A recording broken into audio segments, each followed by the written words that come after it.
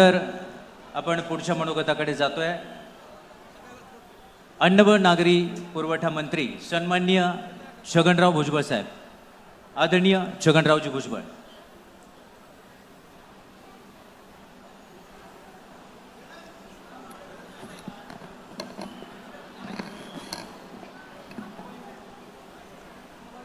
या व्यासपीठावर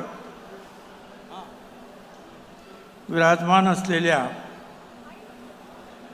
या राज्याच्या उपमुख्यमंत्री नामदार सुनेत्राताई पवार, खासदार पार्थ पवार, जय पवार, सुनील तटकरे, हसन मुश्रीफजी, दिलीप वळसे पाटील, मकरंद पाटील, बाबासाहेब पाटील, सर्व आमदार, सर्व माझे सहकारी मंत्री, लोकप्रतिनिधी, महायुतीचे सर्व पदाधिकारी आणि उपस्थित मतदार बांधवांनो, भगिनी आणि मातांनो, 28 जानेवारीची अतिशय दुष्ट अशी ती सकाळ आज सुद्धा आपल्या डोळ्यासमोर आहे। दादांच्या विमानांचा स्फोट झाला, त्याचे हादरे फक्त बारामतीलाच बसले नाही, महाराष्ट्रातल्या प्रत्येक घराला त्या स्फोटाचे हादरे बसले। त्या दिवशी बारामतीमध्ये चूल पेटली नाही, पण राज्यात आणि अनेक ठिकाणी सुद्धा तीच परिस्थिती होती। लोक अश्रू गाळत होते, दादांची आठवण काढत होते। 3 महिने झाले,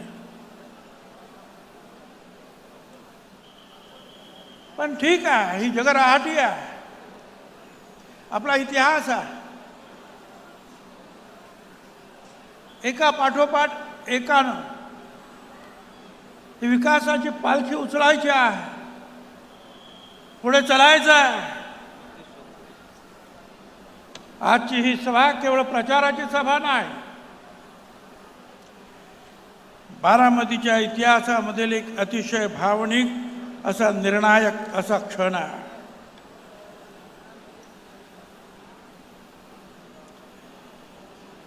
स्वर्गीय अजितदादा पवार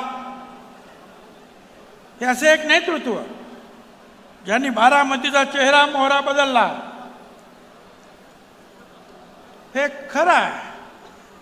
सुरुवातीच्या काळामध्ये बारामती पुण्याचा विकास करण्याचं काम थोरल्या पवारांनी केलं।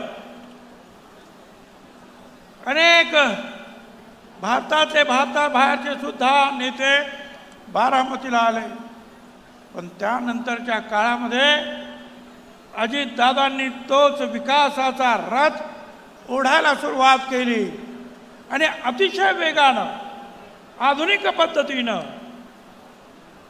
विकास करण्यासाठी जे आहे रात्रंदिवस त्यांनी मेहनत घेतली। त्यांचे नाव घेतल्यासमोर आपल्यासमोर एक निधड्या छातीचा निर्णय क्षमता असलेला असा नेता आपल्या समोर उभा राहतो। आज ते आपल्याला नाही,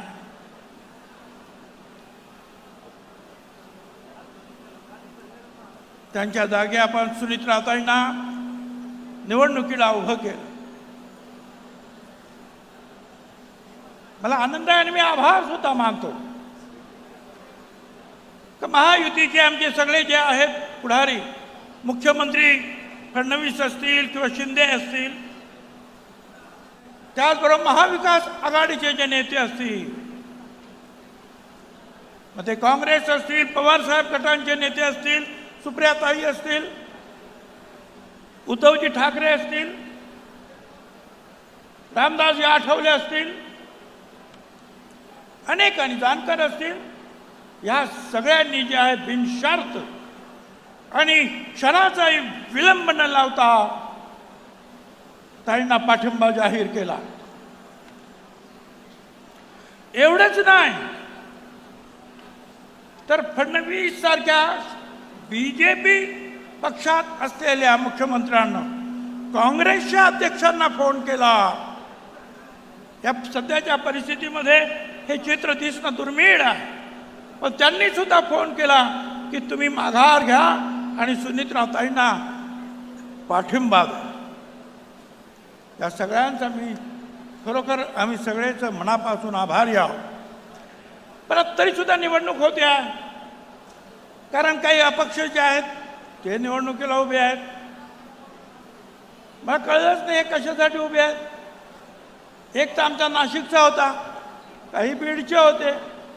तर नाशिकच्या माणसाला बोलवलं, काय रे बाबा, तुला नाशिकला इथं कोण ओळखत नाही, तू बारामतीला कशाला तिकीट फॉर्म भरायला गेला, तुला मतं मिळणार आहेत का? नाही नाही, पण माझा खर्च खूप झाला. असं किती झाला? एवढा झाला. अरे 2 दिवस झाले नाही तुझा एवढा खर्च झाला, एक बोर्ड लागला नाही. असे सुद्धा काही महाभाग जे आहेत, काही जे आहेत त्यांची आणखीन काही वेगळी उद्दिष्ट असतील. पण मला अजूनही त्या सगळ्यांना सांगायचं आहे की ही ती वेळ नाही की अशा रीतीने वागण्याची. आपण अजूनही जे आहे सुनीत्राताईंना बिनशर्त पाठिंबा ताबडतोब जाहीर करायला पाहिजे. सांगायचं खूप आहे. व्यक्ती जातात, पण इतिहास आपल्याला शिकवतो त्याचा विचार आणि कार्य थांबत नाही. ह्या विकासाचा प्रवास कधीच थांबणार नाही. तो पुढे नेण्याची जबाबदारी आपण सगळ्यांनी घेतली पाहिजे. घरचा आधार हरवला जरी घर अजून उभा आहे. हातात हात घेऊन सारे पुढचं स्वप्न अजून जिवंत आहे. जाणाऱ्यांनी ठेवली वाट उजळून, आपण तीच वाट चालायची आहे. थांबायचं नाही, वाकायचं नाही. बारामती पुढेच न्यायची आहे. आपल्याला हे सगळं करावं लागेल. बारामतीनं फार मोठी झेप विकासाच्या बाबतीत घेतलेली आहे.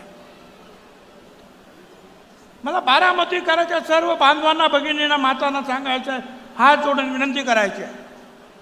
आपण जर प्रत्येक जण म्हणाला काय आता सोपंच आहे, कुठलाही पक्ष ताईंच्या विरुद्ध उभा नाही, ताई निवडून येणारच नाही, मग आपण कशाला जायचं? नाही गेलं तरी चालेल मतदानाला. अजिबात असं करता कामा नये.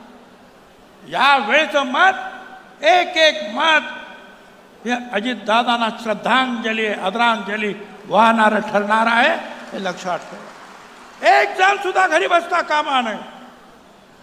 मी नाही गेलो तर काय आता निवडूनच येणार आहे, या भावनेत राहूच नका. आपल्याला दाखवून द्यायचं आहे की बारामती त्याच शक्तीनं हक्तीनं ज्या सुनेत्राताईंच्या पाठीमागे उभ्या. सुनेत्राताई या केवळ एक उमेदवार नाही, एका परंपरेची ती पुढची पायरी आहे. त्यांनी जवळून प्रशासन पाहिलेला, समाजकार्याचा अनुभव घेतला.